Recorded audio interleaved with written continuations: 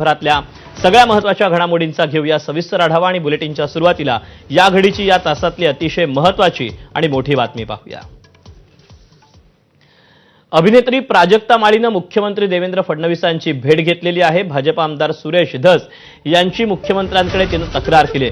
सुरेश धस यांच्याबाबत फडणवीस आता कोणती भूमिका घेणार याकडे सगळ्यांचं लक्ष लागलेलं आहे। तर या सगळ्याबाबत तिने निवेदन देखील फडणवीसांना दिलेलं आहे आणि काल पत्रकार परिषद घेऊन सुद्धा प्राजक्ताने आपली भूमिका स्पष्ट केलेली होती। मुख्यमंत्र्यांची भेट घेणार असल्याचं तिने सांगितलेलं होतं। अपडेट जाणून घेऊयात, अभिषेक मुठाळ आपल्यासोबत आहे। अभिषेक, फडणवीस आणि प्राजक्ता माळी या दोघांची भेट झाल्याचं तर समजतंय, या भेटीचा तपशील काय?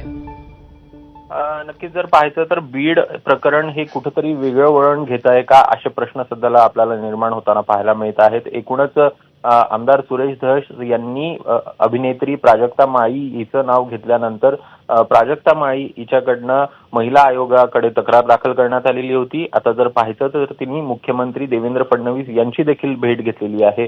आई वडील आणि भावासोबत तिनं ही आताच थोड्या वेळापूर्वी भेट घेतलेली आहे आणि या संदर्भात तिच्याकडनं रीतसर निवेदन देखील देण्यात आलेलं आहे। एकूणच या संदर्भात कारवाई करावी अशा प्रकारची मागणी आपल्याला यामधनं होताना पाहायला मिळत आहे। नेमकं आता मुख्यमंत्री काय भूमिका घेत आहेत, कशा प्रकारे ह्या तक्रारीला उत्तर देत आहेत हे बघणं महत्त्वाचं असेल। अभिषेक, धन्यवाद दिलेल्या सविस्तर माहितीबद्दल। धनंजय मुंडेंवर टीका करताना प्राजक्ता माळीसह महिला अभिनेत्रींची नावं घेणारे आमदार सुरेश धस यांना भाजप